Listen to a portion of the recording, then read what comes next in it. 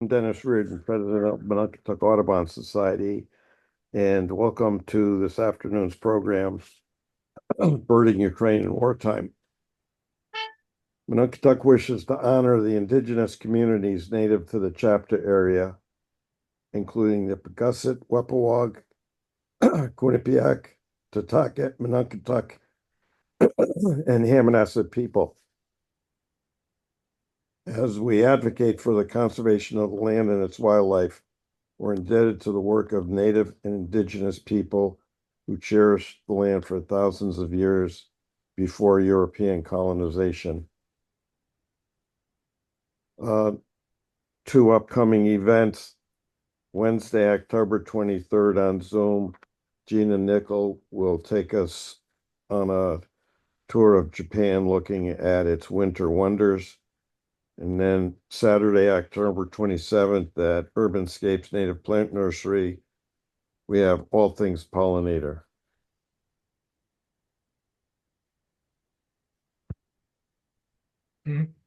So,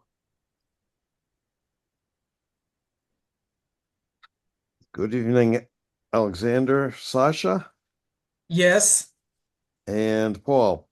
yes. Good evening. It's really good to see you and to be in contact with all of the participants. So, thank you very much for joining us. It's nice. So, how are you, and where are you? I'm fine. I live in the Dnipro city. It's a central part of Ukraine. Today I was in the nature for bird watch, and today I saw near 40 species. It's a common regular species in autumn season, but it was normal migration today. It was not a big and not a great, but normal migration. So. And I could add that we're in Dnipro at the moment. This is where we live. And the nearest Russian soldiers could be less than 100 kilometers away. I'm not sure exactly, but so we're comparatively close to the front line. And I said comparatively, there is a sense of apprehension that if the Russians break through, for example, in Pokrovsk, which is in Donetsk Oblast, that we might be due for some very severe punishment. So there is the shadow of war. But hopefully we will be spared, or we will be granted a delay. And I could add that for a lot of people, bird watching goes ahead. All right. So, how did you get started in birding? I'll pass that to Sasha because it's as I'm from the UK, it's a standard thing for somebody to get started in birding. So I'll let Sasha say. Как вы начали Oh yes. I think I think when I was near 4 year of age, I remember that in my home we have some interesting books about birds, about nature, about fishes, and I remember that we are very beautiful, very interesting information with pictures about birds. For example, I remember pictures with short-toed snake eagle, Pallas fish eagle, Stella sea eagle. For example, was book like a red book of Soviet Union with some interesting species, birds, reptiles, mammals. And for me, in this age, for me, it was very beautiful, very interesting. So I would say that for It- Sasha, that prepared the ground. Yeah, and I think it was start for my hobby, probably, I think. And you might say about the practical, the active part. Practical beginning, I think near 7 or 8 of age, like this. Mhm. I was in nature in uh, for example, forest Mhm. near Dnipro city. Plus, I was with my father on рыбалка. Go fishing, yeah. Sasha Fishing, was on a fishing. fishing trip Yes, with his yes, yes, dad. yes. And I remember purple heron, coots, some warblers, some kingfishers. It was very beautiful. It was a nice time. Sorry, in my life. And should I say, yeah, Sasha accelerated his interest in birds just after university when he was about 22. And he asked people at the biology faculty in Dnipro University about contacts. To ja wam sпросил. Yes. I think when I was 22 You were, yes. yes, of age, yeah. My practice was with maximal ну как с максимальными Well, it was with maximal success, maximal enthusiasm. It really took off. For yeah. example, when Sasha was 22, I saw his photographs because I think as a teenager for Sasha, photography was kind of equal as a passion to birding. Of course, they complement each other. I was really stunned by his photos. Including photos of migrating ruff at wetlands near Dnipro. Хотите добавить? Yes, I remember that when just a moment on 4th of September 2010, Yes. I photographed two black-winged pratincols, and it's a rarity species for Ukraine total, Yeah. plus for central part of Ukraine. And I was very glad because really it's a rarity. And but the special in historical time, the species breeding for south and west and eastern south and eastern Ukraine, but not now in 21 of century In the 21st century, 21st of century, this species not breeding. except they did exceptionally breed at one of our local sites in 2003. Several pairs bred, and but that was an exception. Also, I guess that Sasha really developed birding by meeting other local people who are into birding, and very quickly Sasha got to know perhaps most of the leading bird watchers in Ukraine.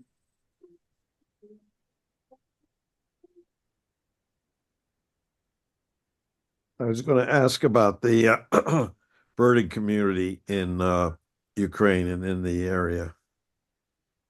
Окей, excellent. Если хотите сказать про общение наблюдателей в Украине и у нас в Днепре. General situation is very good, and before this war, birders size count, да? Count количество. Number. Birders number was very beautiful, and situation как с хорошей прогрессией, как с позитивной. Yeah, so With positive dynamic. Yeah, thank you. Plus lots of birders was this position like Twitch. Yeah, because when one guy found bird near Kiev, for example. Lots of Okay. people from big part of country went for this species Okay. for found, yes. Like blue-cheeked beater. Blue-cheeked beater, for example, yes, in 2020, in July 2020, Grey phalarope Grey phalarope, yes, in Kiev region. in Kiev City even. There's two species were in Kiev region, yes. Hello, it's good to. Oh, I can see us now. That's funny. I was reacting to us.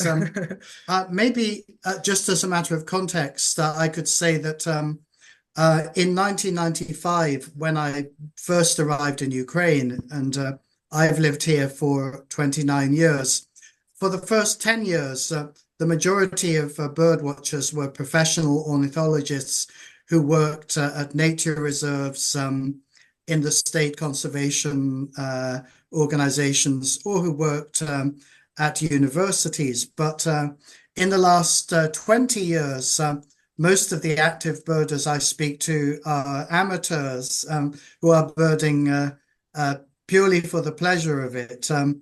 Opportunities for employment in ornithology or nature conservation remain regrettably limited, but the number of active birders has expanded. I don't know how many there are, but perhaps compared to other parts of Europe, the number is still low, several hundred, perhaps to 1,000. There is one Ukrainian photographic website, which is something like www.uabirds.org. That has 220 participants. So that's kind of the most convenient numerical figure, but that's just for people interested in photographing. So yes, birding has expanded a lot, but compared to other countries in Europe, it's still a comparatively rare hobby. Oh, are we muted? No, no, It's you're good. not. No. We're okay. Brilliant. Excellent. Если хотите еще сказать про общество наблюдателей. So I think that after war, our как общество, как Community. our community, yes, our community will have nice dynamics. I hope. Positive. I hope. Yes, We'll yes. resume that. We hope. Yes, because some people who now in the army also like birdwatch, and they как следят за новостями. They keep up with the news, yes? Yes. And we hope that situation will with positive dynamic. I know that also I want to say that Polish volunteers, Yeah, good. right, take Well, maybe they do, or organize or give. do organize some help in view ornithological books, other разные вещи, да, вот. Yeah, in different ways, Polish birders have been helping Ukrainian birders, for example, supplying the latest Svensson Field Guide, the third edition, and Sasha is a kind of link, has been distributing those to active birders, also a recent European photographic guide, and other literature. So we've kind of benefited from that. Yeah, and I remember a very beautiful American book, Birds of Europe, with blue throat on the. Is that actually an American book? Yes. That's amazing. I didn't realize. Very, very beautiful, with nice pictures. It's a field photo guide.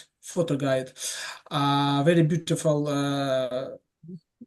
Quality, very nice book. Yeah, and we hope that the situation will with positive dynamic. because lots of people want for bird watch, for found birds, and I think my friend also hope. I could mention just in the context of the war.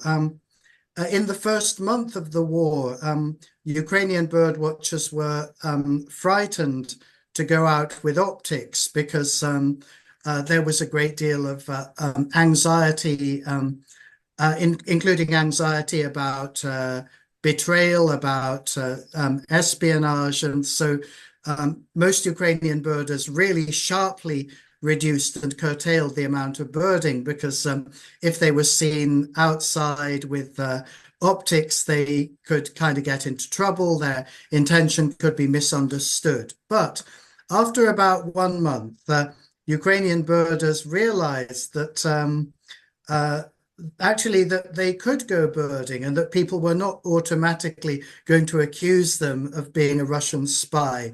And so during the spring of 2020, birders and bird photographers gradually resumed birding, not to the level that it was before, but still they were meaningfully active, mostly birding within their own native regions. The Ukrainian photographic birding site remains very active.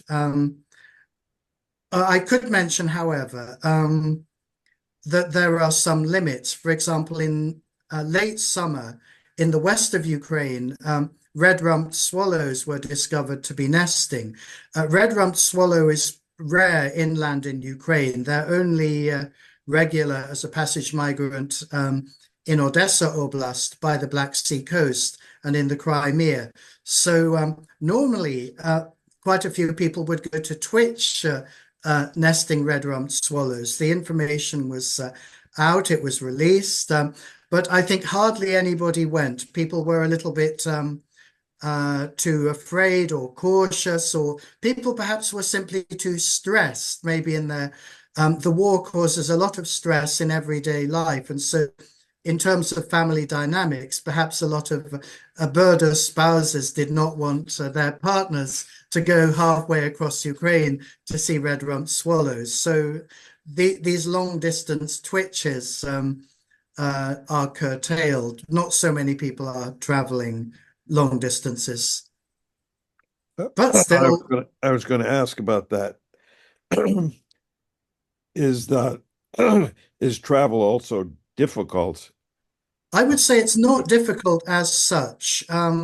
It's perhaps become a little bit harder. For example, when I planned to visit the UK, I had to travel westwards across Ukraine, and I was going to fly. I flew from Hungary, and it was a little problematic getting tickets. I got tickets well in advance. However, generally travel is possible, and I teach, and at university my students actually they travel to Kiev, they travel to Lviv, so travel per se is not so difficult, but I think the amount of traveling is reduced.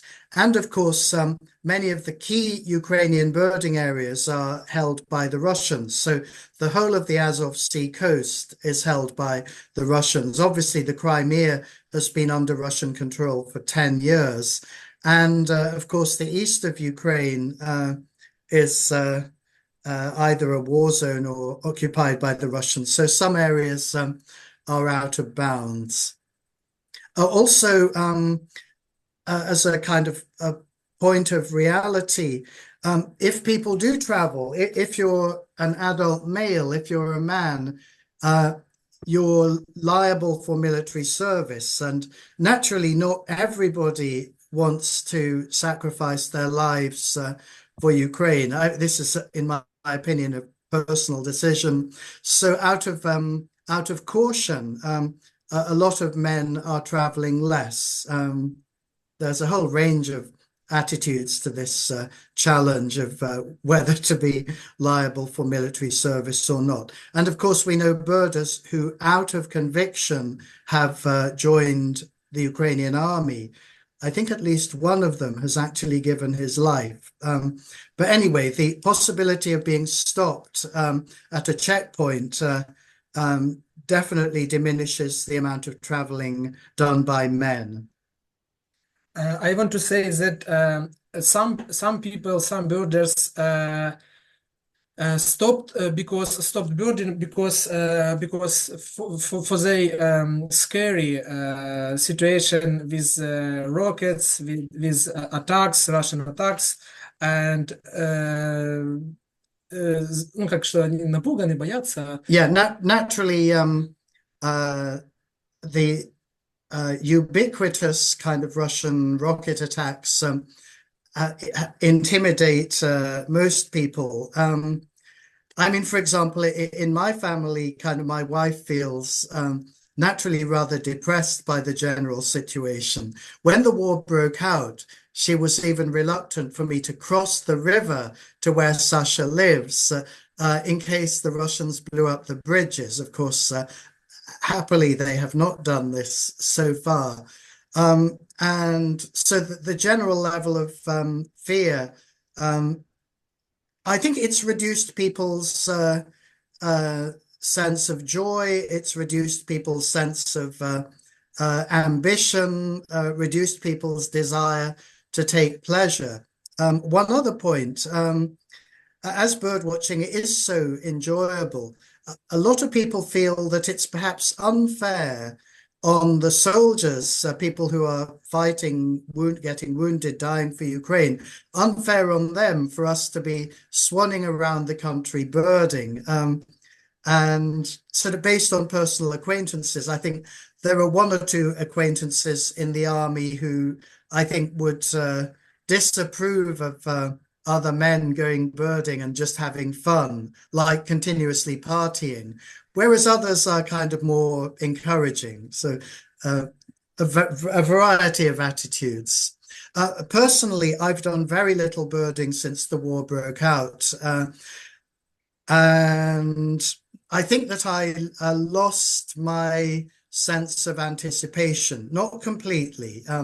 Plus, I've been too busy, and as kind of there's more stress in our family, I feel that I can't really leave them so often, which is a very common situation.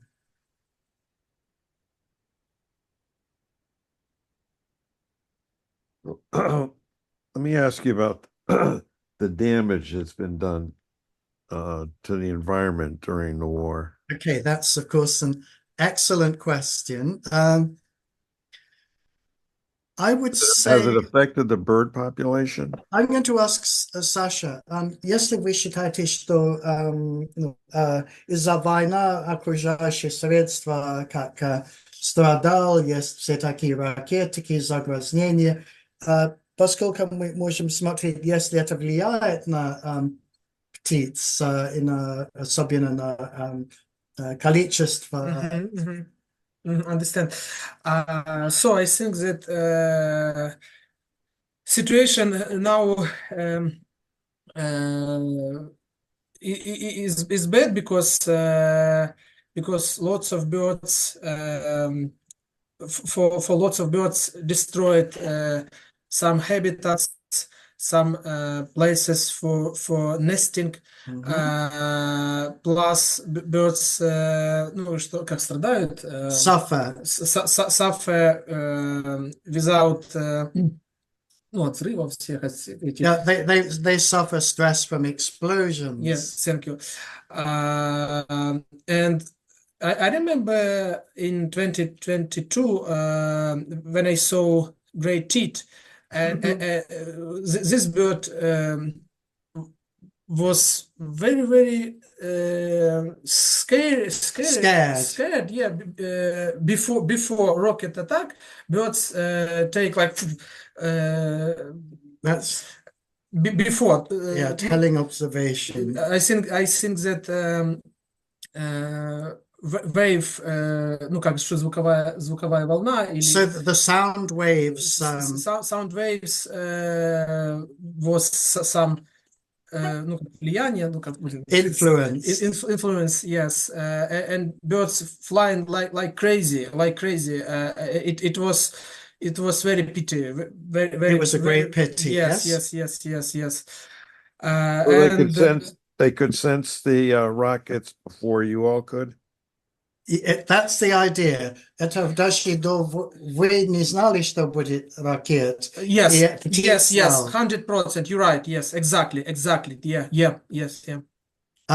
I could add, from a different perspective, that the areas that are worst affected by hostilities are pretty much impossible to monitor, because either these are areas that have been taken over by the Russians, or they're areas at the front line. So, and I haven't discussed with, well, actually, Ukrainian soldiers can't really discuss their experience at the front line. It's confidential. So I haven't heard from Ukrainian birders at the front line about environmental destruction. I mean, I can only give examples that some of the fighting has been in forests, and it's obvious that some forests in eastern Ukraine have been severely damaged.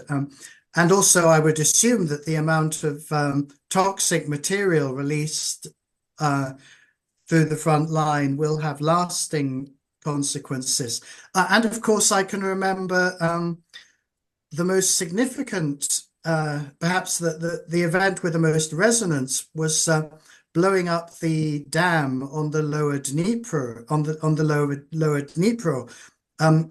And that was in summer. That must have produced a catastrophic flood downstream in the Dnipro Delta, which was a really significant area for nesting wetland birds. And with this kind of massive flood, I can only assume that it was catastrophic for breeding success. However, not being a soldier, I haven't been there, and it will, I think only after the war or gradually will information actually come out about the amount of damage done downstream.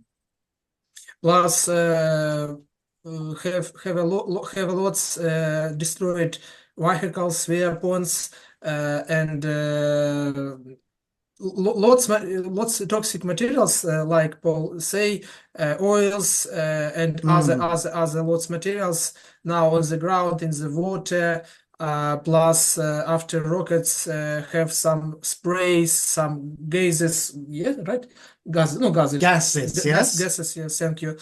But only after war, Ukrainian and European and American and other scientifics will study all situation, all total situation with ecological problems, I think. Perhaps I should mention that 80% of Ukraine is still controlled by the Ukrainians, and while explosions kind of intimidate people, they haven't reduced cities to rubble away from the front line. So the situation for birds and habitats in our city, I would say, is pretty stable. The parks are still full of birds. Sasha's trips to local wetlands have been productive, and the common birds are still, it seems, doing quite well. So I would say that for most of Ukraine, the situation appears to be fairly stable. But all the way need to study. Yeah, obviously, this kind of needs to be monitored.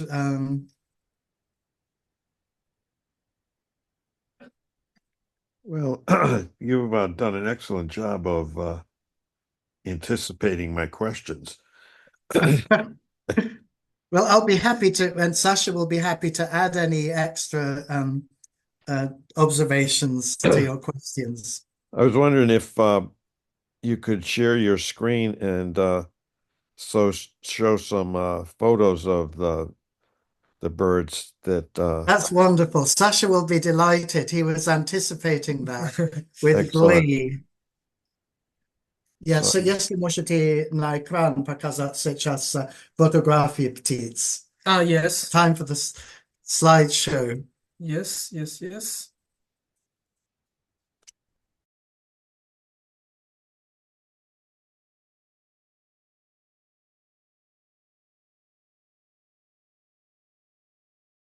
This is a black-eared wheatear, eastern black-eared wheatear, which Sasha photographed, as he said, on the 1st of May 2013 at a site near Dnipro.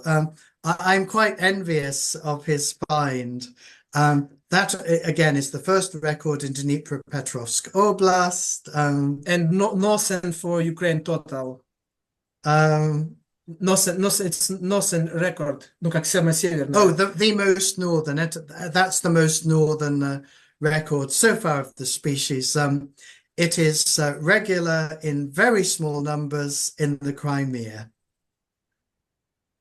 Okay, let's move on to the next one. Sasha's got loads, so I think we can move fairly quickly. Можно дальше, да? Yeah, why don't we?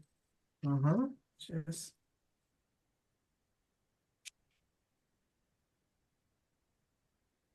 Okay, excellent.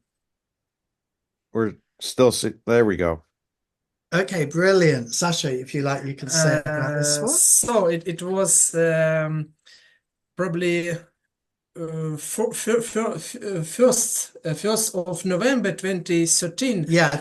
When we were together with Paul on Dnipro River, and in the flock with black-headed gulls, we found that this black-legged kittiwake.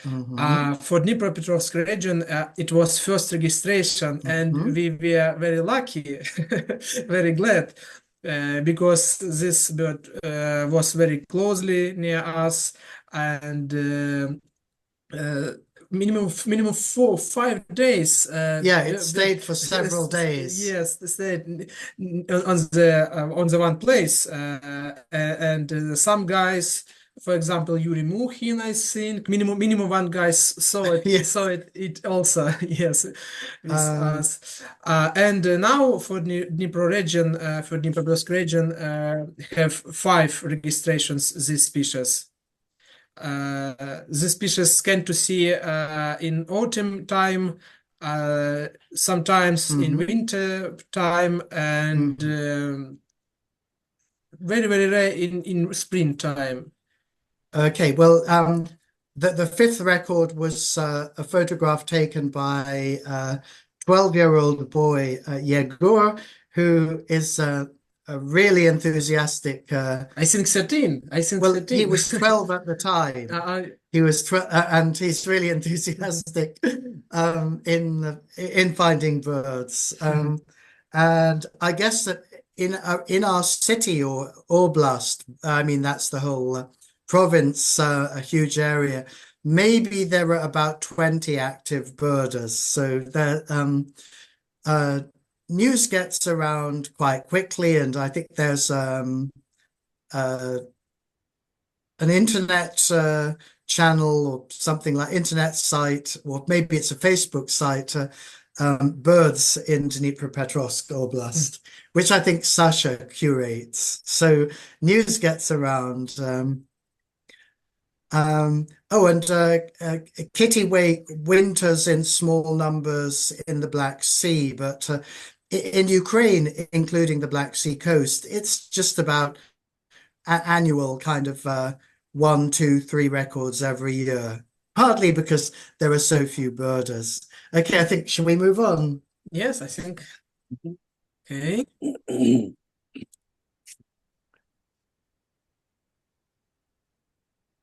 Это как бы будет Okay, excellent. Maybe I should ask if you could recognize the rare bird in this photo, which I think has not occurred in the USA or Canada. Or Mexico.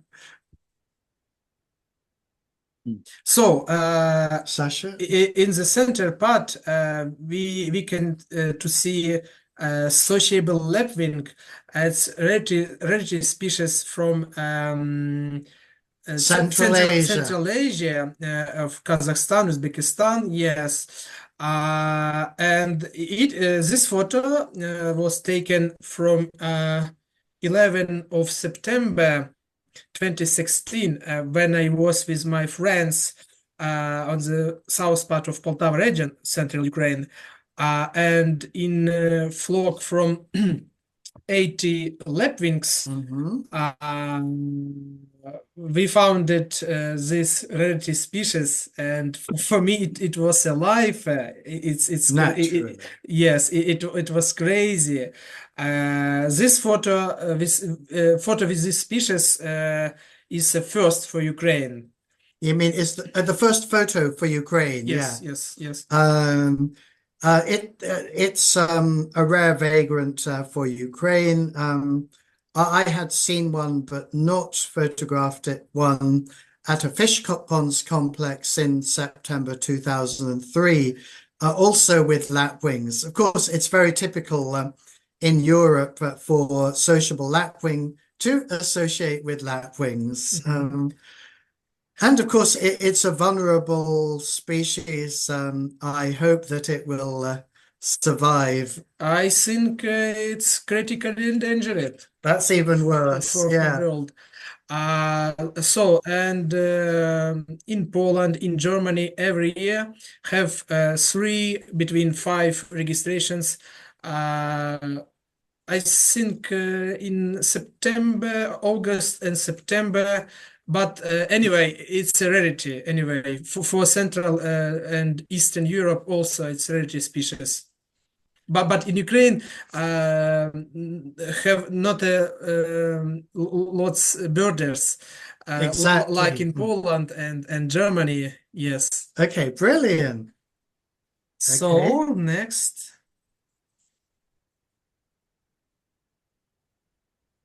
Oh, just a moment. Okay, well, Sasha, you can say about this lot.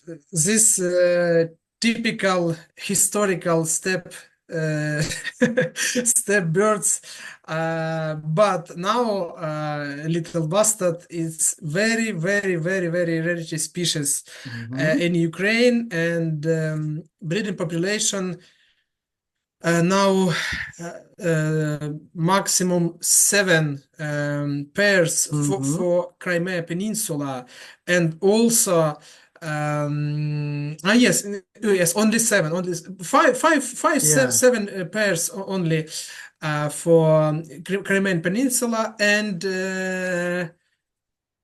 I think only eastern part. It's Exactly, yeah. Kerch Peninsula. Yes, I saw this species, and this photo was taken on Kerch Peninsula in the May, when a very beautiful time and season, because some grasses very beautiful, and it's nice time.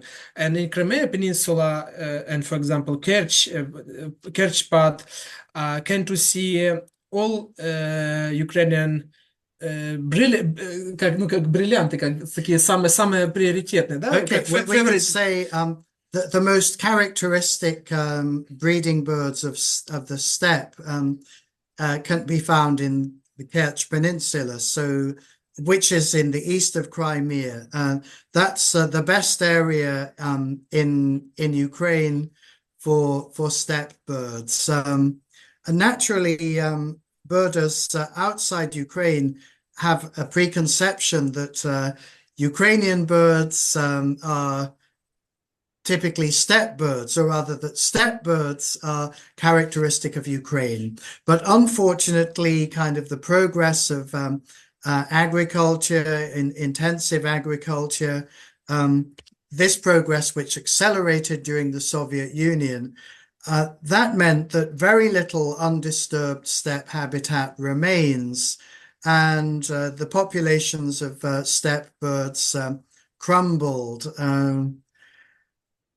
which is, of course, a great pity. And that process was more or less complete by the early 1980s. And it really was a disaster for Ukraine's birding potential, but still. But I want to say also that only on Eastern Crimea in Europe, it's one place in Europe, one place where can to see three typical steppe species: black great bustard, little bustard, and demersal crane. Because these three species can to see only in Kazakhstan. Yeah, otherwise. Plus Ukraine, yes. Yeah. In Spain have great bustard and little bustard. In Hungary have and Czech Republic have great bustard. But these three species have only in eastern Ukraine, eastern part of Crimea Peninsula. Of course, I should add that they also breed in steppe areas of southern Russia, but it's very unlikely that any of us will be visiting southern Russia in the foreseeable future. Yes. In Dnipro region, we together with Paul twice saw a little bustard on Bulachivka Liman Lake. Well, near Bulachivka Liman Lake. Near, yes, on the meadow grasses. It was twice, and in autumn time, in September once and once in November. But birds, these birds.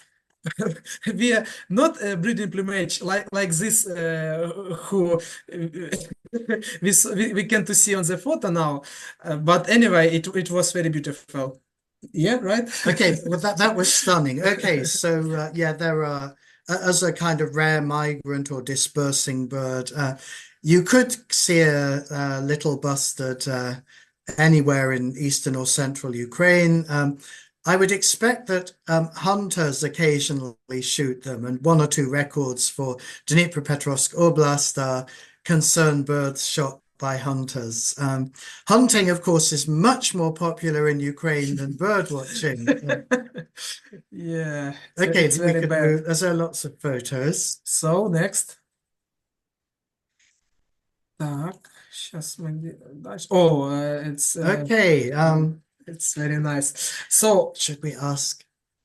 It may be a difficult question. This, again, it hasn't been seen in North America. It's a characteristic steppe species. If anyone would Asian steppe if anyone would dare identify what these are, then we'll tell you in a moment. Okay, Sasha. So on the photo, we can to see Asian steppe species, white-winged larks. I saw with Paul only third times in Dnipro region, and this photo was taken in 7th of December. Yeah, the day of Pearl Harbor. 2014. Near Bulachivsky Liman Lake.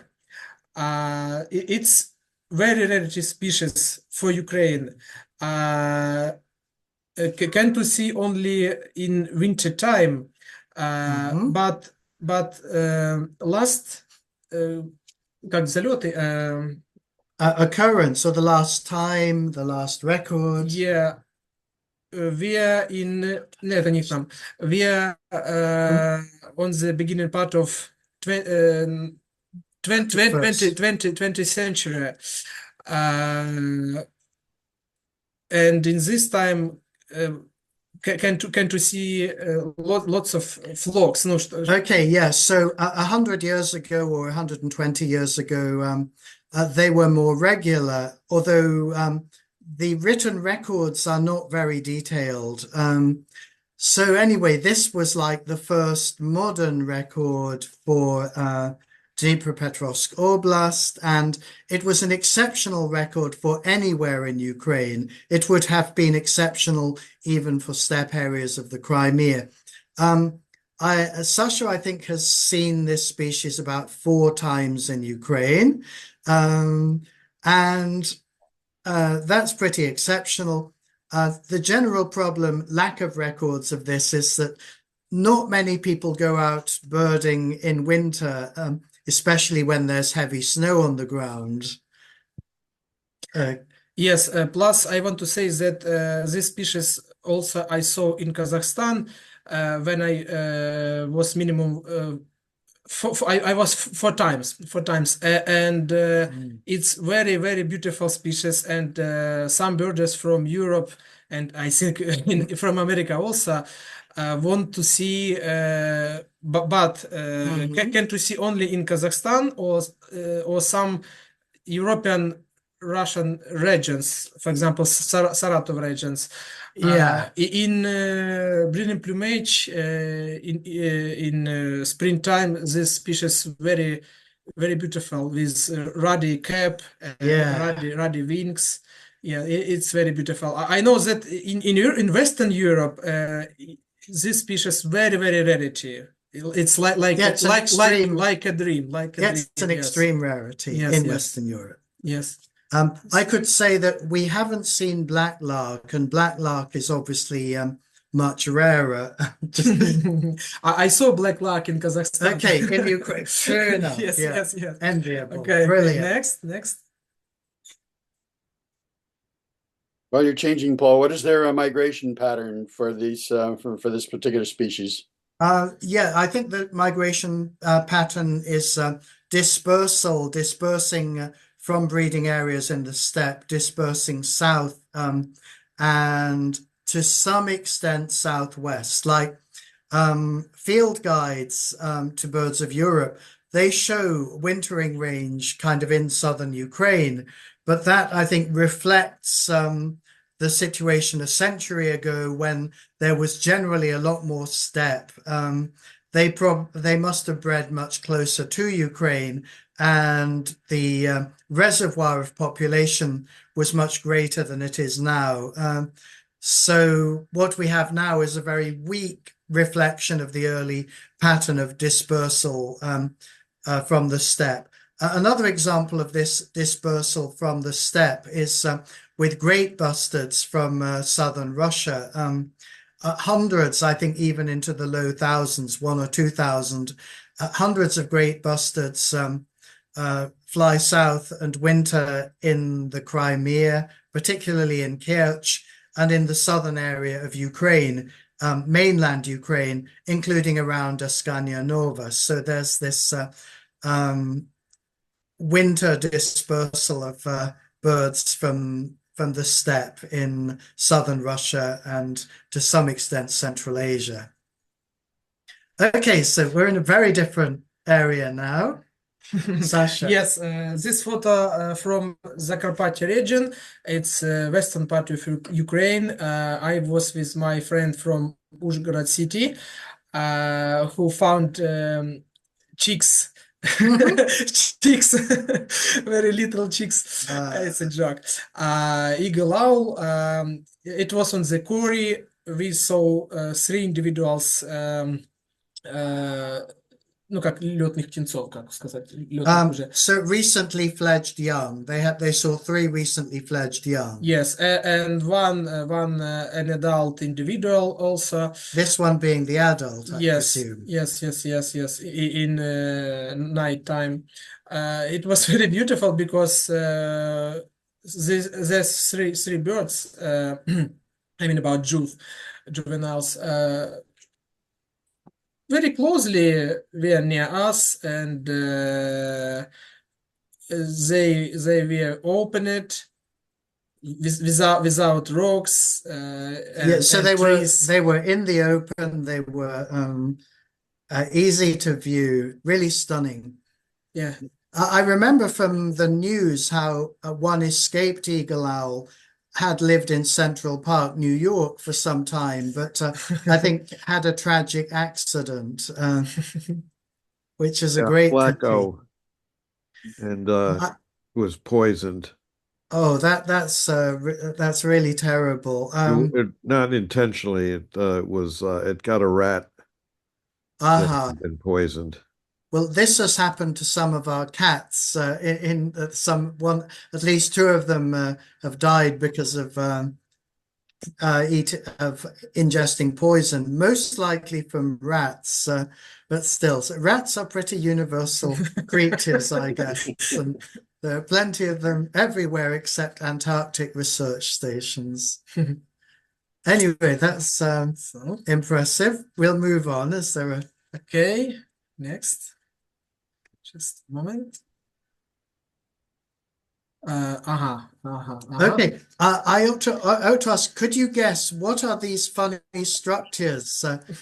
Sasha is standing near some very funny structures, and maybe that would be difficult even for Sherlock Holmes to guess. It's not an alien. You could perhaps enlighten everyone. So in 2017, I am with my friend Zinovy Petrovich on southern Ukraine in it's a Kherson region. Founded first for Ukraine breeding colony, Greta Flamingo. Yes. Yes. Mm. And we saw 3 chicks and 3 полноценные гнезда. Что 3 complete nests. Only 3 complete nest. Different another nest, ну, что не были использованы. There were some nests which were not being used or not complete. Yeah. Thank you. And in colony we saw 25, 26 and adults individuals. Yeah, it was very beautiful.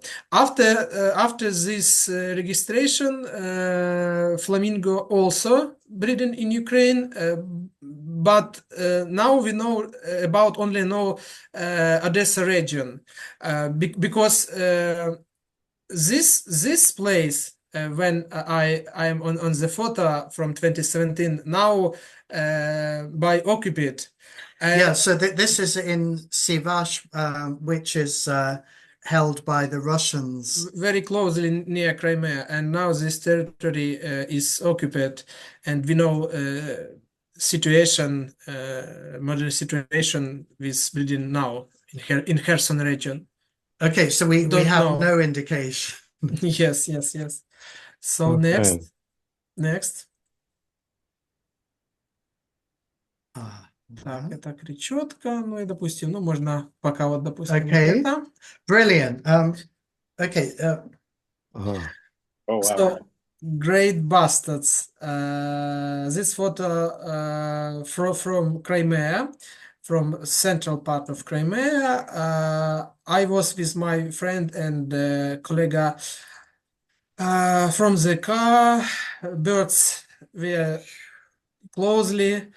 And they were on the wild grass. I'll just be in a moment. Oh, okay.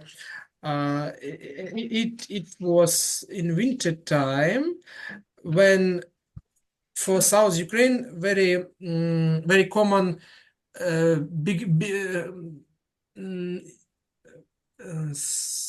increasing population from Saratov in winter time, birds for wintering from Saratov, and situation with breeding population in Ukraine very bad. Have only some individuals, some breeding pairs now, only some pairs. And only for southern Ukraine. It's rarity, and sometimes hunters killed every winter some birds. It's very bad every year, every winter time.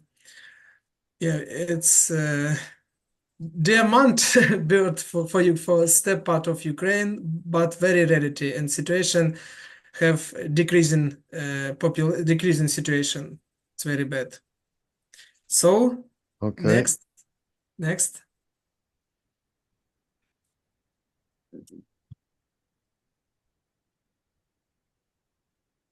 Oh, cool. Ah, Good. Yep. Snow buntings, but not Mackay buntings. Not Mackays or Mackay's Mackay's. buntings, yeah.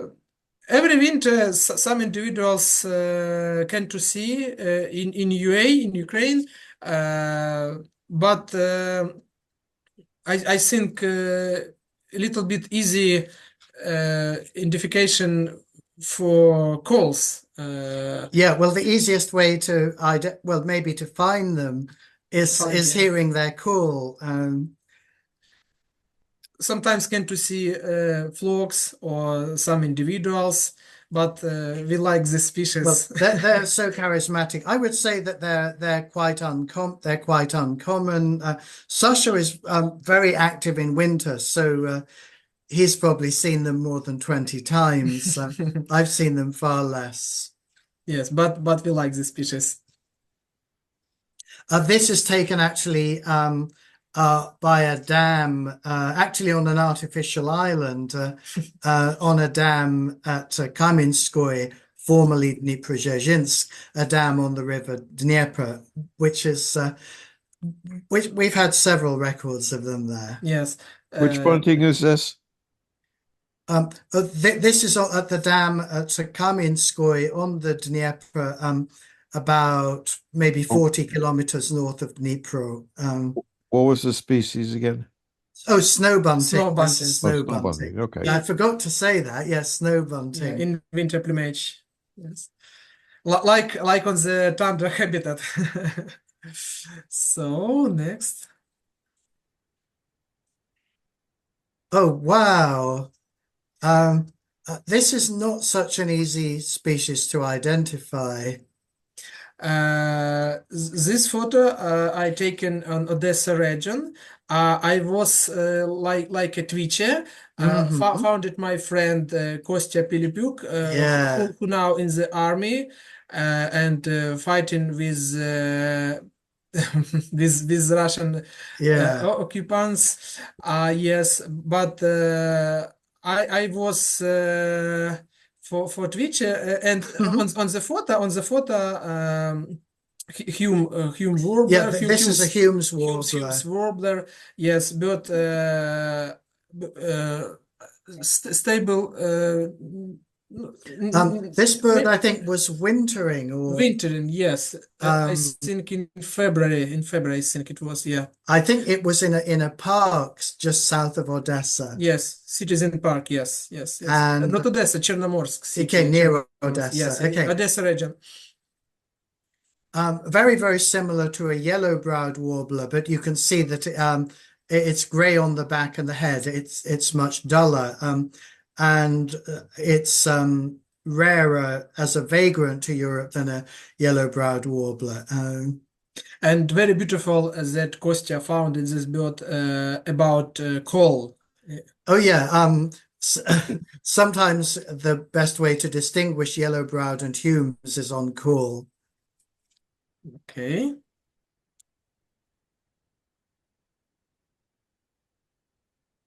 Wow, very different.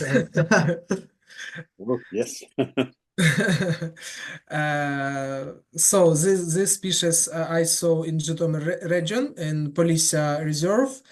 I know that in the USA also, North America also have the species. And for example, we remember film The Big Year. Is this in The Big Year? This species was in the Wow. film The Big Year, yeah. So it's very beautiful species. I like owls. I have 11 owls from regular 11 regular owls from UA. In UA have 13 plus 11 plus snowy owl and plus hawk owl, but it's very rare vagrant. In winter and autumn time, I never saw the species. Yeah, Sasha was lucky to see these at the Polesky Nature Reserve. In some years, they are easier to find than others. I would think the population fluctuates. and they're just on the northern kind of fringe of Ukraine in the kind of swamp forest zone. I'm not sure if they nest in using artificial nest boxes. Jest они используют искусственные как Yes, this species like как искусственные yeah, they like that there are some artificial platform. nest platforms Nest, that nest they plat- nest on. platform, yeah. Or occupy nest of birds of prey. So, or abandoned, disused nests of birds of prey. For example, common buzzard or honey buzzard. Honey buzzard, yeah. Honey buzzard, yeah. Wow. Yes, but more typical common buzzard, exactly. Yes, okay, next. That's stunning. Так, ну я не знаю, можно, наверное... ну, нет, Okay. я думаю, может... Well, these Ну, are kind of recently fledged flamingos from that breeding attempt that Sasha mentioned. Was record in 2020 COVID quarantine time in Odessa region. Oh, this is from Odessa region. Yes, from Odessa region, from Teligul. Okay, so these are from the Teligulski Liman. They're not so recently fledged.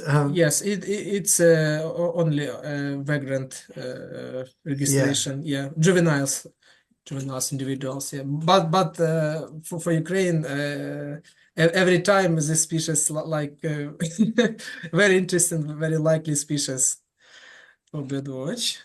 Okay. Oh, that's really most impressive. Wow. You might possibly be able to identify these. This, I think, was taken in, was this in spring? Yes, 16th of April, 2020. And possibly it's the commonest migrant wader which goes through Ukraine. So on the photo, flock with roughs. In this day, I saw group from 900 individuals, Wow. and I was very glad. Every spring, we can to see some flocks, some groups from 200 or 300 every spring. But in this day, I saw great flocks, great flock, and I was very glad. Because plus in this day can to see some waders also, Some other wader species, yeah. Marsh sandpiper, for example. Yes, very interesting species. Okay. Stunning. Ну, можно допустить. Okay, that's fine. Brilliant. Okay, so Oh, wow. that is kind of really stunning. This was taken, I think, by Sasha, was it at the Teligulski Liman? So this yes. was taken in Odessa Oblast, near the coast. Of course, typically they like these clay bluffs. What is it? Roller. Yeah, European roller. Roller. Which is declining in much of Europe, and now it's on the Ukraine red list. Although I would imagine there were perhaps it could be a couple of thousand pairs. They do nest in our area near Dnipro, in kind of similar in similar habitats where there's these exposed vertical earth slopes, and they're really delightful, arriving in early May, leaving kind of by early September. They're commoner further south in Ukraine, and their display flight in spring is really spectacular.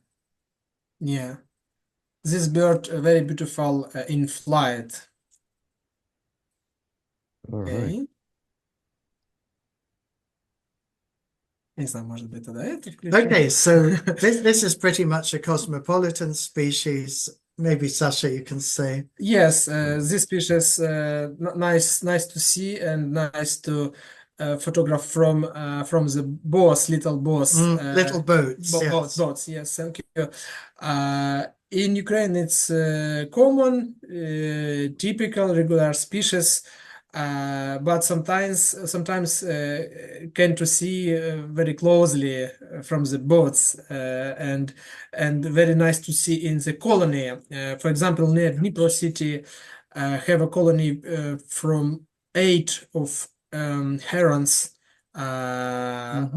and plus on the ground, on this colony on the ground, on the island, also have Caspian gulls, and on some trees, great cormorants.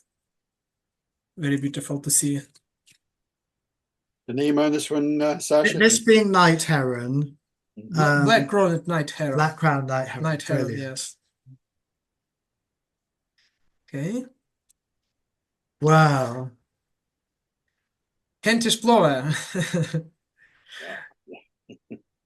Female in aggressive pose, because I am with Paul together, we are very closely near eggs, and this female was a little bit, ну, что, осторожна и как пыталась. Well, this female was obviously very wary.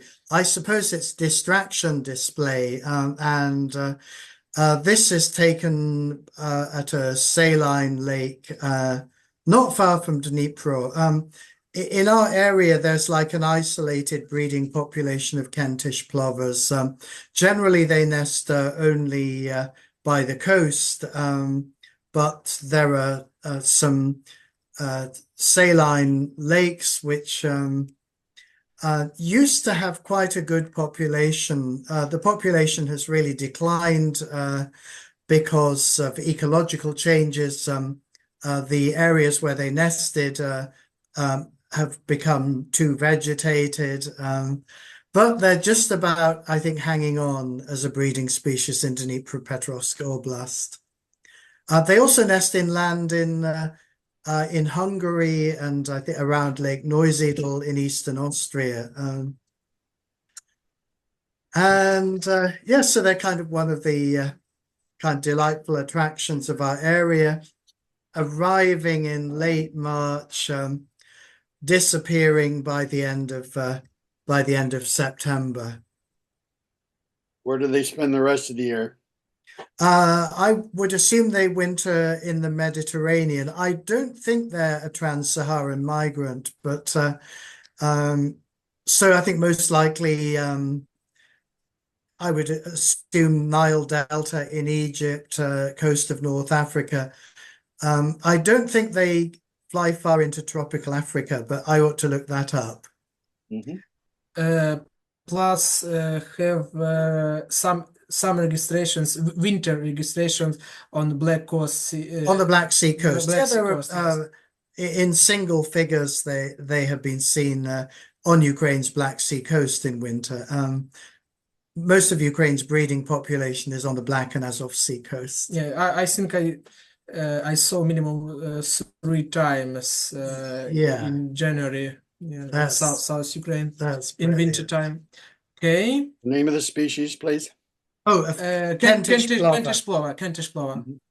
Although I think in sort of the US English, it's probably got a different name. And that one subspecies nests inland in the USA. Although I can't quite remember the US name. It's Caradrius alexandrinus. Yeah. In Florida have the species? I'm not sure if they're in Florida, but okay. Okay. That's just my ignorance. They could well be. Okay. Wonderful. Okay, this is something great white pelican from South Ukraine. Only for South Ukraine, this species is a little bit common, but also the species in Red Book of Ukraine. Yes, but Dalmatian pelican is more rarity than great white pelican. People who are taking holidays by the coast, if they're observant, they might notice white pelicans flying over. Are they in Ukraine? They nest in the Ukrainian part of the Danube Delta. I don't know if they nest in other areas of Ukraine. Yes, yes. On the islands near Tendra Kasa, now I it's occupied see. territory, and we don't know which is The current situation. now. Yes, yes. I was on island You've been after such a after place. breeding time. Yes, I was Gosh. in August. Okay.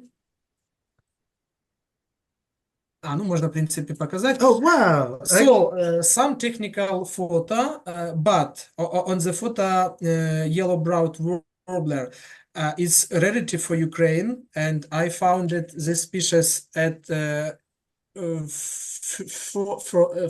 да, как? On the 4th of On the 4th of October, October 2020 in quarantine time. during quarantine. During quarantine time, yeah. By call. Yeah, so I you was picked it very up on call. Yes. This is in the southern part of a very large forest in Dnipropetrovsk Oblast. This is a yellow-browed warbler, very similar to the Hume's warbler we saw a few slides ago. That autumn, there were a lot of yellow-browed warblers, even more than usual in Europe. I was with Sasha 1 week later, and of course there was no sign. So, next. Oh, wow. Palace's gull So in the center, the is in the adult. center with blackish head. It's an adult individual, but in winter plumage. And Caspian juveniles Caspian gulls attacked on this Well, Palace's they're kind gull of disputed. with fish. Yes. Is this at a fish ponds complex? No. It was on the dam near dam. Dnipro. Okay, wow. Okay. Kamenskoye Dam. Yes, in September. I was from the boat with my From a boat, yes. boat. Yeah, with my friends. Yes, and we were very glad with this situation. In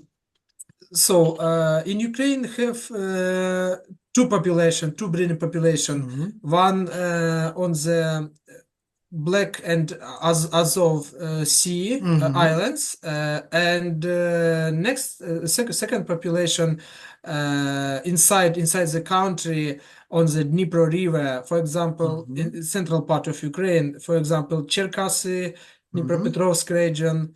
And in our region, Dnipropetrovsk have near 10, maybe 15 breeding pairs, not so many. I'm not even sure if that's been confirmed or if we just presume more, it. yeah, but not so many pairs.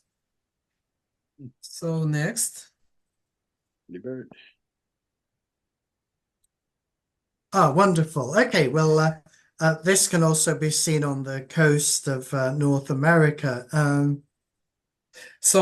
Red knot in the center part and Dunlin a little bit right. This photo from now occupied territory near Mariupol, Belosarayskaya Spit. Very beautiful place for migration birds. And this photo from September 2020, I think. Yes.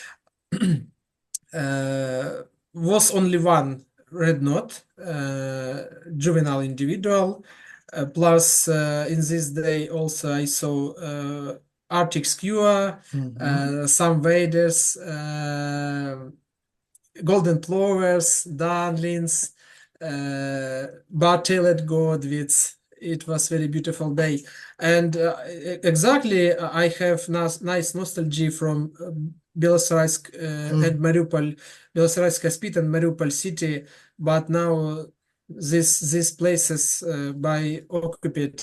I could mention that the warden of that reserve, is that Oleksandr Bronskov. at the time of the invasion, he relocated, and now he works in Odessa Oblast at a national park, and as compensation for basically losing his home, he discovered a closely related species, which was the first for Ukraine. He discovered an adult great knot on something like the 18th of May last year. Exactly, yes. At his new place of work, I think Tuzlovsky Liman.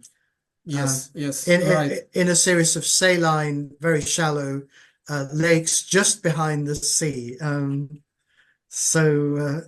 It was crazy. Right, it was very crazy. Yes. As for this knot, as it were, it's an uncommon regular species in Ukraine, usually seen in single figures, perhaps sometimes up to 50, but still, compared to Western Europe, it's very uncommon in Ukraine. So next, okay, red-footed falcon, juvenile individual. For Ukraine, this species now have decreasing population, and on the migration every autumn time can to see lots of birds on migration.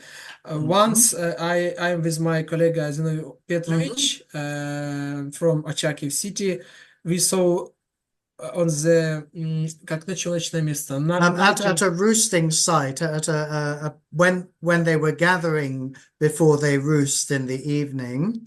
Yes, we saw 8,000 individuals on one place. It was very crazy. This species is very beautiful because it's tropical falcon. I like the species. It's very, very nice. Okay, basically the birds that Sasha saw and his friend, this was during the autumn migration, and I guess that most red-footed falcons nest in Central Asia.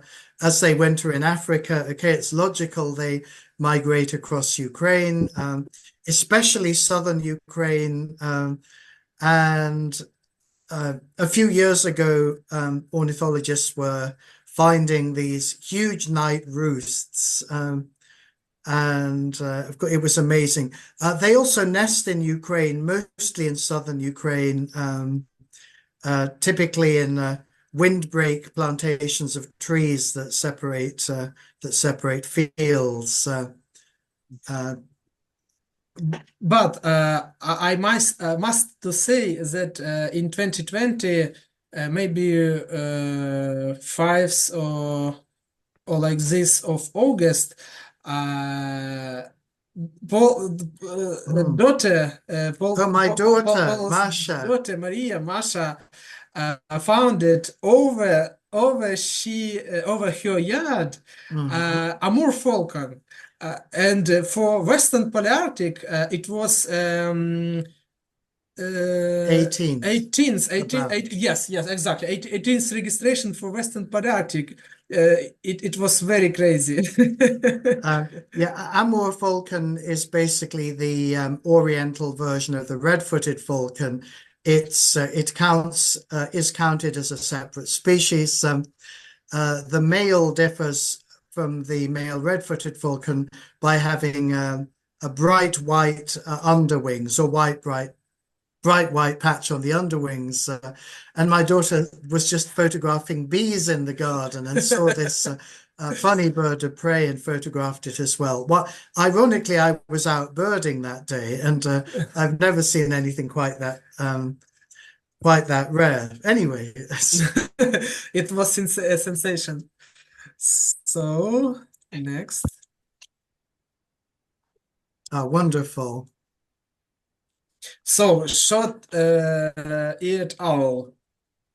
I know that this species have in USA also, but for Ukrainians, this species is interesting, and for Dnipropetrovsk region, little bit rarity.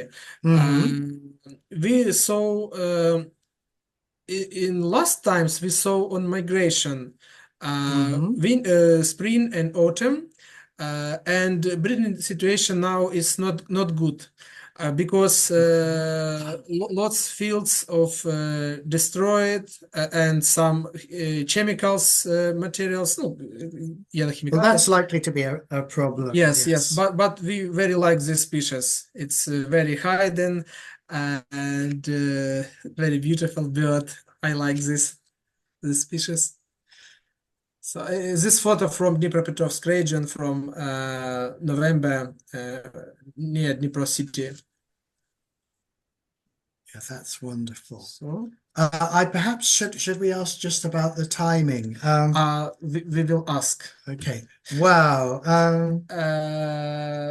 Before this Great War, like a Second World War, one guy from Odessa, Oleksandr Burkovsky, founded near Odessa city, Iceland gull on the top position on the photo, Iceland gull. It was first registration for Ukraine, and I was like a twitcher. Very quickly, I went to Odessa for this gull, and I found it also. I was very glad. It was my absolute life. I think I saw on first of January 2022. Wow, so it's kind of a New Year's Day. Two months before big war. Yeah, it was very beautiful. Yeah, this site, it's a lake near a rubbish dump, and this Iceland gull was feeding at the rubbish dump, which attracted thousands of gulls. And I guess that the habit of watching gulls at rubbish dumps, this kind of became popular in Western Europe, and Ukrainian birders decided to adopt this habit. For birders, rubbish polygon is a good place because can to see some interesting species. And on this rubbish polygon also we are great black-backed gull and glaucous gull, relative for Ukraine. Yeah, which are both rare for Ukraine. So anyway. next. Oh wow, I can envy Dotterel, Eurasian dotterel. Sasha took this, I guess, in early autumn, in the south of Ukraine. It is clearly molting out of summer plumage, and I guess it's an example of a really nice migration habit that on agricultural fields, bare agricultural fields in the south of Ukraine, it would seem that several hundred dotterels at least stop, but mostly they're in small groups. Sasha. In this group, it is this photo from southern Ukraine, Mykolaiv region, and from September of 2021. In this day, I saw group from 63 birds, 63 individuals. Yes, and they were on the field, like Paul say. I was very glad, and one sparrowhawk was attacked on this group. Oh, poor, yeah. Yes, very interesting. Yes. This species can to see very closely because very доверчивые, что очень. So they can be very tame, very confiding, but they can be difficult to find because you can see their color is pretty much blends in with the color of the field. And when I started birding in Ukraine, professional ornithologists, they didn't often report dotterels. And I think that since bird watching has become more popular, records of dotterels have increased, but predominantly in what used to be the steppe area of Ukraine. Interesting that these species have small size, like a starling, for example, Yeah. and very difficult to found because plumage little bit have camouflage. Yeah, well, clearly it's pretty for- well for- camouflaged. yes, for ground как фон, ну что. Yeah, against the background of the soil, etc. As a breeding bird, of course, it's a mountain species, and this spring, Tundra mountain species, yeah, yes. Sasha found one in the Carpathians when he was doing some monitoring in April this year, yes. And occasionally birders in Western Ukraine find them on open ground at the top of mountains in the Carpathians. I think there's an isolated breeding population in Romania, but very smaller. I don't even know if it continues, but it's actually marked in the Svensson Field Guide on the map. Yes. So, это как. Okay, excellent. So in the central part, this photo with open wing, we can to see black winged pratincoll, juvenile individual. Plus on this photo also can to see minimum one, two, minimum five Yeah. individuals. Yes, 5 individuals plus common snipes. But mean about black twin pratincoll. It's a rarity for Ukraine, for Eastern Ukraine, and have very few registration from last years. It's rarity. In this day, but it was I think 3rd of September 2021, I saw 10 individuals, 10 juvenile individuals. I was very glad because it's beautiful. And in this day, also we are lots of waders, Austercatcher, common sandpiper, Mars sandpipers, little steened, broad-billed sandpiper, and other interesting species. Curlew sandpiper also. I was very glad.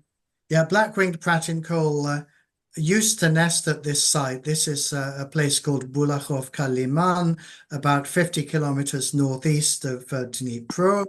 And sort of my older birders, they remember seeing these when they were young. And now it's an uncommon passage migrant, but Sasha has got several records from this site, Bulakhovka. Generally, since the number of amateur birders in Ukraine increased, the number of records of black-winged pratincoll increased, with at least a handful of records on the Black Sea coast. Yes. Collared pratincoll, by the way, remains as a regular breeding bird on the Black and Azov Sea coast in small numbers. But general for Ukraine, black-winged pratincoll is more rarity. Oh, and I should point out, you see the underwing of that bird with its wing up. That's all dark. A collared pratincoll has Reddish. A reddish stripe on the underwing, on the wing coverts and the forward part of the wing, forward inner part of the wing. And that it's often very difficult to see that. You need really good light. Yes. Okay.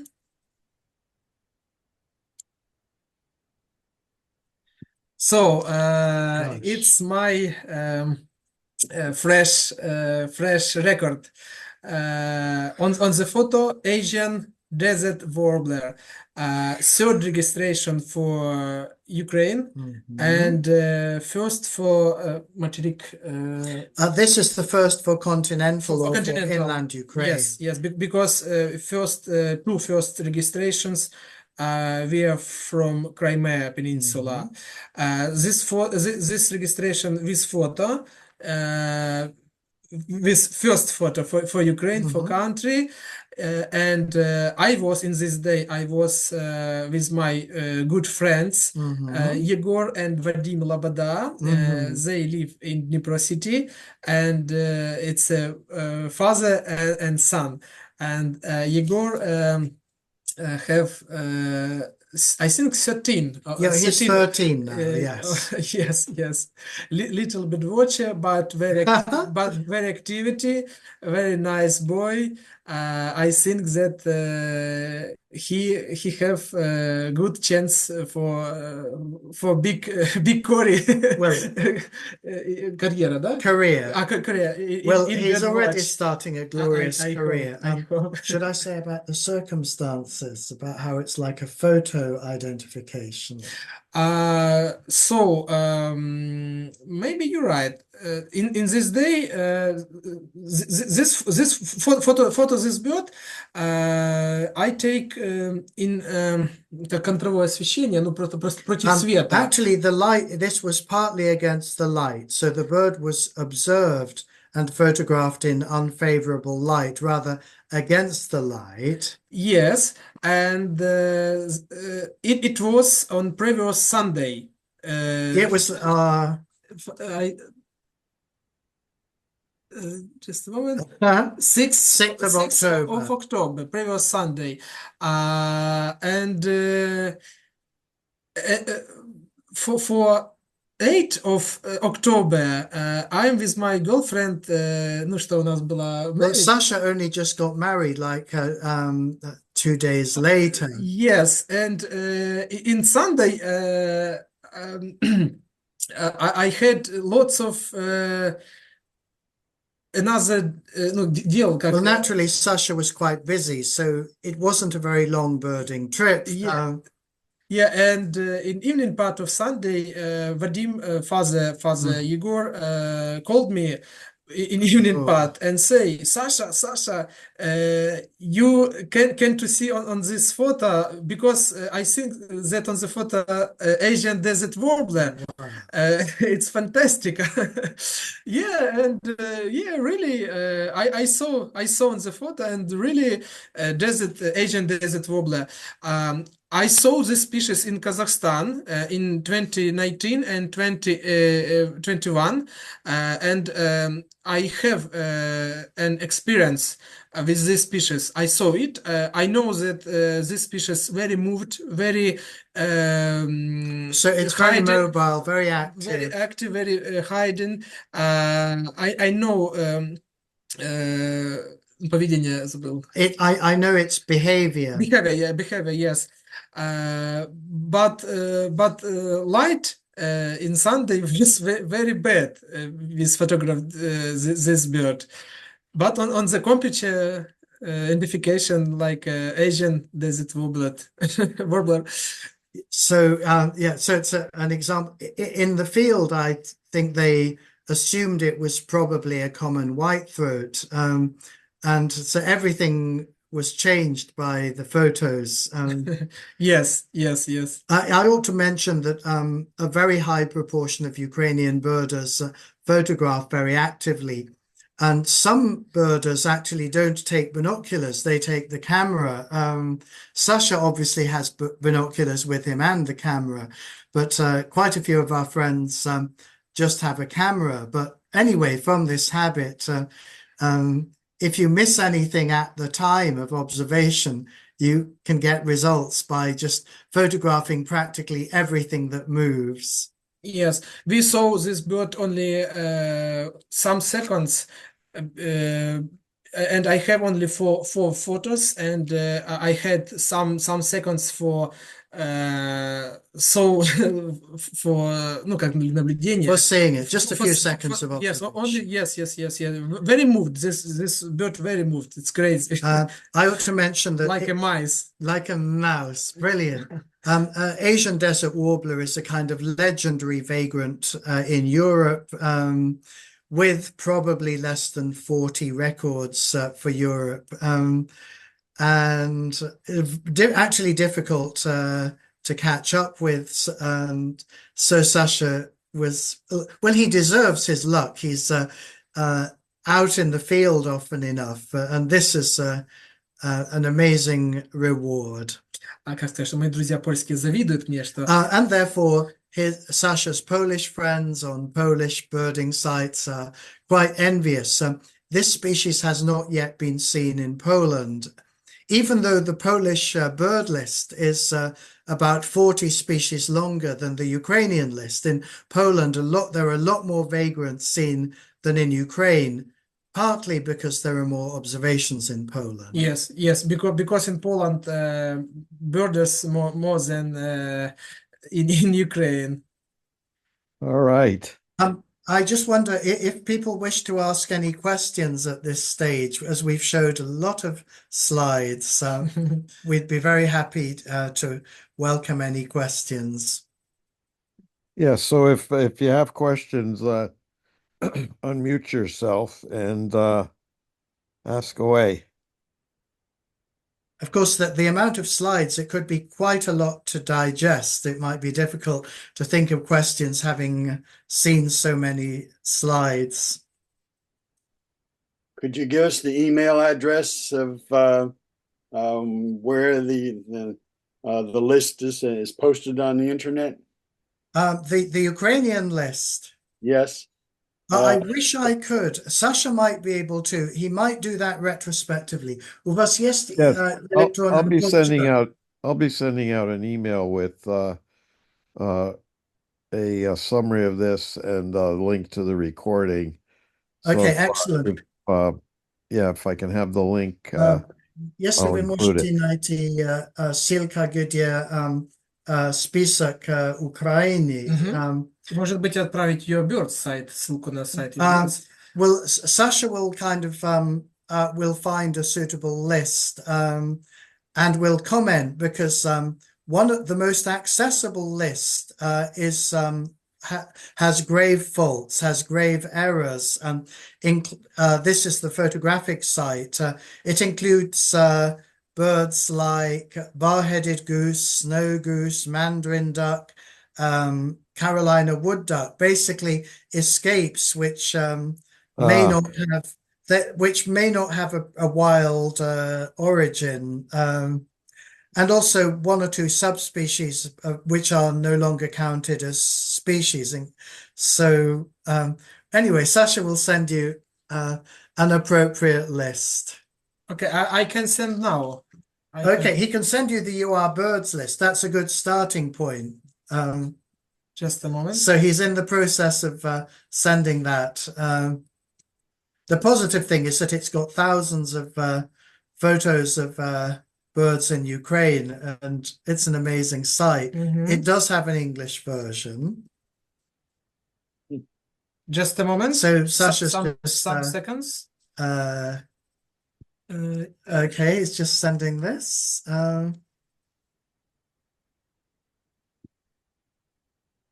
Now link in the chat. Okay, so Chat conference. He's posted the link. This site mentions 452 species for Ukraine, but Sasha and I think the real figure is lower, more like 430.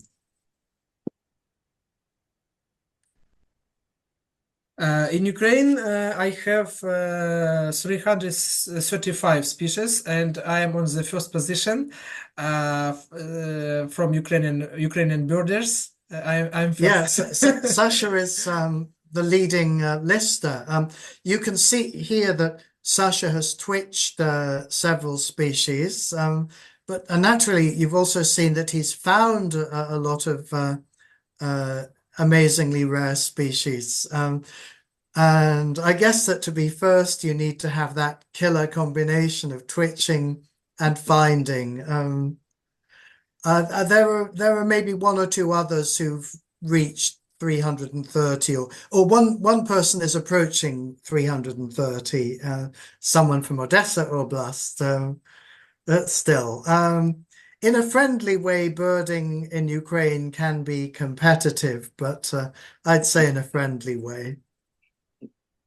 We're naturally open to any more questions, although these slides included a lot of difficult to identify species, so it might be hard just to think. Plus, I glad to say that Paul was like my teacher. Oh, so I was My sensei. Chitil Splinter. Yes. And Paul, my friend also. Well, I don't see any questions, so let's wrap it up if you have any final thoughts. Wait. If anybody wants to retrospectively give a question, Sasha and I could answer by email. I'll get you both on Facebook. So I really appreciate you doing this for us. This is great. I think there's a question about ground nesting birds. Yes. So just very briefly, skylark, one of the commonest ground nesting birds, has become less common in agricultural areas because of intensification. Tony Pipit also. But in areas of natural grassland, including by Bulakhovka Liman, that place is awash with the song of skylarks. Also at wetland places, citrine wagtail has expanded its range, and in damp areas in Ukraine, even a little bit in the west, they can be seen. So I would say that meadowland, remnants of meadowland near lakes and rivers. Ground nesting waders have suffered a lot, partly by loss of grazing, as they prefer short grass. They really suffered by the reduction of Ukrainian herds of cattle and sheep, as this aspect of Ukrainian agriculture has really declined. So generally, there is tall grass, tall vegetation, which is not suitable for wader nesting at all. And the characteristic steppe ground birds have suffered severely. Great bustard demoiselle crane, little bustard, and of course black-winged pratincoal. So the picture is probably more negative than positive, but some are holding on. In the south of Ukraine, tawny pipit, of course, a ground nester, is still comparatively common. I very much appreciate, and Sasha appreciates your comments, and it will be wonderful for us to visit the USA sometime. I had a wonderful time when I was 18 in the USA. After all, more than 2/3 of the species were new. Right. Come in spring when we have a magnificent warbler migration. That will be an amazing thing to see. I remember I was even impressed with the warbler migration in early September at Chincoteague on the East Coast. I enjoyed seeing blue-winged warbler, well, one bird anyway. But the warblers in fall tend to be more drab, they are colorful than in their breeding plumage in spring. So do come in spring when you can. That would be an amazing experience, and I hope that a lot of Ukrainians manage, and Ukrainian birders manage to come and enjoy this spectacle. So thank you, Sasha. Thank you, Paul, for this wonderful description of what it's like birding in Ukraine the birds that you can see before your travel was so limited. And thanks for the update on what's going on with birds in terms of the conflict with the Russians. So thank you very Yeah. much. Well, it's been a pleasure. Thank you very much for Thank you very much. coordinating and for you and for you both to be presenting this. It was really friendly. Really enjoyed it. I wish you all a happy and a successful year birding. And glory to Ukraine. Well, now a lot of Thank you. Ukrainians Bye, have Ukraine. glory.